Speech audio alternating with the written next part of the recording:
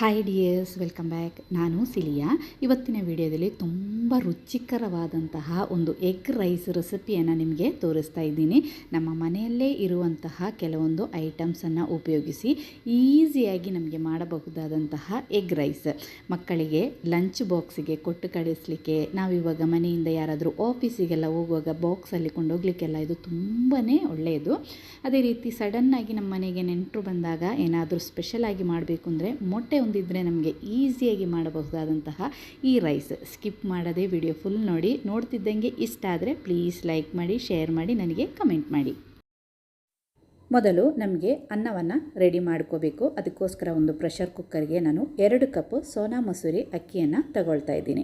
ಸೋನಾ ಮಸೂರಿ ಅಕ್ಕಿ ಬದಲು ನಮಗೆ ಬಾಸ್ಮತಿ ರೈಸಲ್ಲಿ ಸಹ ಮಾಡ್ಬೋದು, ಟೇಸ್ಟ್ ತುಂಬಾ ಚೆನ್ನಾಗಾಗುತ್ತೆ. ಅದೇ ರೀತಿ ಗಂಧಸಾಲೆ ಜೀರಿಗೆ ರೈಸ್ ಅಂತ ಬರುತ್ತೆ ನೋಡಿ, ಅದರಲ್ಲಿ ಸಹ ನಮಗೆ ಮಾಡ್ಬೋದು. ನಾನು 2 ಕಪ್ ಸೋನಾ ಮಸೂರಿ ಅಕ್ಕಿ ತಗೊಂಡಿದ್ದೀನಿ. ಚೆನ್ನಾಗಿ ಇದನ್ನು ತೊಳೆದು 1 ಕಪ್ ಅಕ್ಕಿಗೆ 2 ಕಪ್ ನೀರು, ಹಾಗೆ ನೀರು ಮತ್ತು ಉಪ್ಪನ್ನು ಹಾಕಿ ನಾವು ಅನ್ನವನ್ನು ಬೇಯಿಸಿ ರೆಡಿ ಮಾಡೋಣ.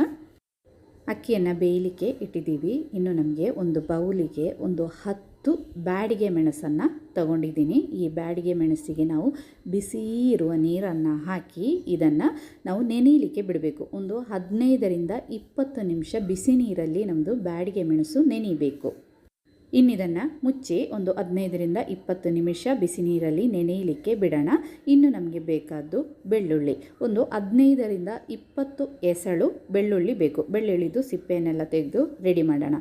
ಇಲ್ಲಿ ನಾನು ಮೆಣಸನ್ನು ಬಿಸಿ ನೀರಿಗೆ ಹಾಕಿ ನೆನೆಯಲಿಕ್ಕೆ ಒಂದು 20 ನಿಮಿಷ ಬಿಟ್ಟಿದ್ದೆ ನೋಡಿ. ನೆನೆದಿರುವ ಮೆಣಸನ್ನೊಂದು ಮಿಕ್ಸಿ ಜಾರಿಗೆ ಹಾಕಿ ಇದಕ್ಕೆ ಒಂದು 20 ಎಸಳು ಬೆಳ್ಳುಳ್ಳಿ ಸಿಪ್ಪೆ ಎಲ್ಲ ತೆಗೆದಿದ್ದೀನಿ. ಇದನ್ನು ಸಹ ಹಾಕಿ ನೈಸಾಗಿ ಇದನ್ನು ನಾವು ರುಬ್ಬಬೇಕು ನೋಡಿ.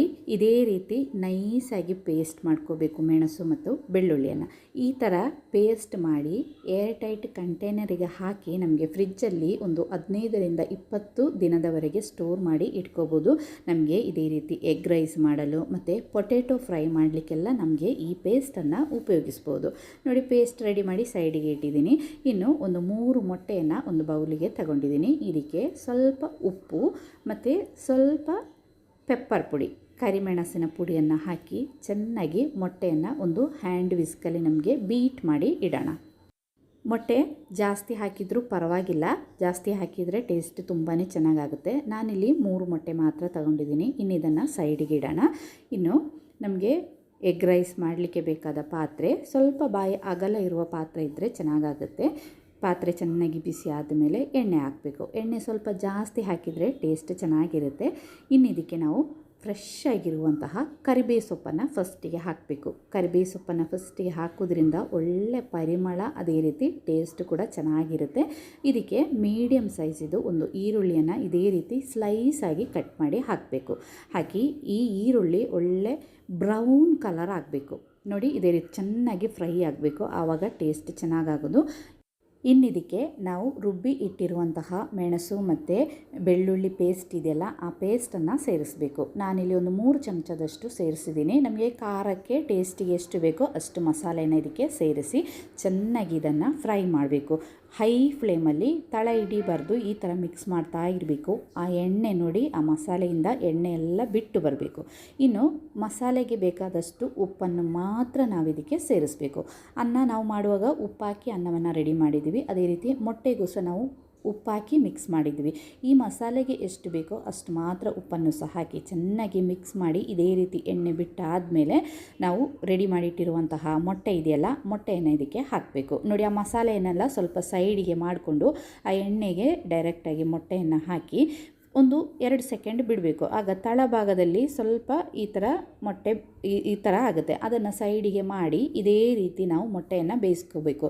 ಆವಾಗ ಮೊಟ್ಟೆ ಸ್ವಲ್ಪ ದೊಡ್ಡ ದೊಡ್ಡ ಪೀಸಾಗಿ ಸಿಗುತ್ತೆ ನಮಗೆ. ತೀರಾ ಪುಡಿ ಆಗೋದಕ್ಕಿಂತ ಸ್ವಲ್ಪ ದೊಡ್ಡ ದೊಡ್ಡ ಪೀಸಾಗಿದ್ದರೆ ಚೆನ್ನಾಗಿರುತ್ತೆ. ಇನ್ನು ಇದಕ್ಕೆ ನಾವು ಆ ಸೈಡಲ್ಲಿ ಇಟ್ಟಿರೋ ಮಸಾಲೆಯನ್ನು ಸಹ ಸೇರಿಸಿ ಚೆನ್ನಾಗಿ ಮೊಟ್ಟೆ ಮತ್ತು ಮಸಾಲೆಯನ್ನು ಮಿಕ್ಸ್ ಮಾಡ್ಕೋಬೇಕು. ಇವಾಗ ಮೊಟ್ಟೆ ಮಸಾಲೆ ಎಲ್ಲ ಮಿಕ್ಸ್ ಮಾಡುವಾಗ ನಮ್ಮ ಮನೆ ಇಡೀ ಒಳ್ಳೆ ಪರಿಮಳ ಬರುತ್ತೆ. ನಾವು ಚಿಲ್ಲಿ ಮತ್ತು ಗಾರ್ಲಿಕನ್ನು ರುಬ್ಬಿ ಮಸಾಲೆ ಮಾಡಿಕೊಂಡು ಇಟ್ಟರೆ ನಮಗೆ ಬೆಳಿಗ್ಗೆ ಎಲ್ಲ ಬೇಗ ಮಕ್ಕಳಿಗೆ ಬಾಕ್ಸಿಗೆಲ್ಲ ಕೊಟ್ಟು ಕಳಿಸಲಿಕ್ಕೆ ಈಸಿಯಾಗಿ ಮಾಡಬಹುದಾದಂತಹ ಒಂದು ಸಿಂಪಲ್ ರೆಸಿಪಿ. ಒಂದು ಸಾರಿ ಆದರೂ ಇದನ್ನು ಟ್ರೈ ಮಾಡಿ ನೋಡಿ. ಇದೇ ರೀತಿ ಮೊಟ್ಟೆ ಮಸಾಲೆ ಎಲ್ಲ ಚೆನ್ನಾಗಿ ಮಿಕ್ಸ್ ಆಗಿ ಆದಮೇಲೆ ನಮಗೆ ಅನ್ನವನ್ನು ಹಾಕೋಣ. ಇದಕ್ಕೆ ಅನ್ನ ಮಾತ್ರ ನಾವು ಕುಕ್ ಮಾಡಿ ಅನ್ನ ಬೇಯಿಸಿದ ಮೇಲೆ ಚೆನ್ನಾಗಿ ತಣ್ಣಗಾಗಬೇಕು, ಮುದ್ದೆ ಆಗಬಾರ್ದು. ಇವಾಗ ಅನ್ನ ಹಾಕಿ ಮಿಕ್ಸ್ ಮಾಡುವಾಗ ಫುಲ್ ಫ್ಲೇಮಲ್ಲಿ ಇರಬೇಕು ನೋಡಿ. ನಾವು ಅನ್ನ ಹಾಕಿದ ತಕ್ಷಣ ಅದು ಪಟ್ ಅಂತ ಹೊಡಿಬೇಕು, ಅಷ್ಟು ಮಿಕ್ಸ್ ಆಗಬೇಕು ಅದು. ಮತ್ತು ಸ್ವಲ್ಪ ತಣ್ಣಗಾಗಿರಬೇಕು, ಅದು ಸ್ವಲ್ಪ ಅಲ್ಲ, ಸ್ವಲ್ಪ ಚೆನ್ನಾಗಿ ಅನ್ನ ತಣ್ಣಗಾಗಬೇಕು. ಇಲ್ಲಾಂದರೆ ಮುದ್ದೆ ಆಗಬಾರ್ದು, ಬಿಡಿ ಬಿಡಿಯಾಗಿರಬೇಕು. ಇವಾಗ ರಾತ್ರಿ ಉಳಿದಿರುವ ಅನ್ನ ಫ್ರಿಜ್ಜಲ್ಲೆಲ್ಲ ಇದ್ದರೆ ಅದರಲ್ಲಿ ಮಾಡಿದರೂ ಸಹ ಸೂಪರ್ ಆಗುತ್ತೆ.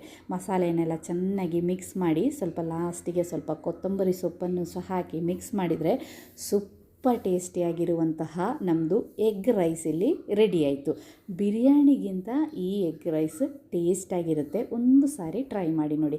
ಇನ್ನು ನಮಗೆ ಒಂದು ಸ್ಪೆಷಲ್ ಆಗಿ ಮಕ್ಕಳಿಗೆಲ್ಲ ಕೊಡುವಾಗ ಇನ್ನೊಂದು ಮೊಟ್ಟೆಯನ್ನು ಬೇಕಂದರೆ ಒಂದು ಪ್ಯಾನ್ ಬಿಸಿ ಆದಮೇಲೆ ಅದಕ್ಕೆ ಸ್ವಲ್ಪ ಎಣ್ಣೆ ಹಾಕಿ ನಮ್ಮದು ಚಿಲ್ಲಿ ಗಾರ್ಲಿಕ್ ಪೇಸ್ಟ್ ಇದೆಲ್ಲ ಪೇಸ್ಟ್ ಸ್ವಲ್ಪ ಪ್ಯಾನ್ಗೆ ಹಾಕಿ ಎಣ್ಣೆಗೆ ಹಾಕಿ ಒಂದು ಮೊಟ್ಟೆಯನ್ನು ಹೊಡೆದಾಕಿ ಬುಲ್ಸೈ ಥರ ಮಾಡಿ ನಮ್ಮದು ಎಗ್ ರೈಸ್ ಮೇಲೆ ಇಟ್ಟು ಕೊಟ್ಟರೆ ಮಕ್ಕಳಂತೂ ತುಂಬಾ ಖುಷಿಪಟ್ಟು ತಿಂತಾರೆ.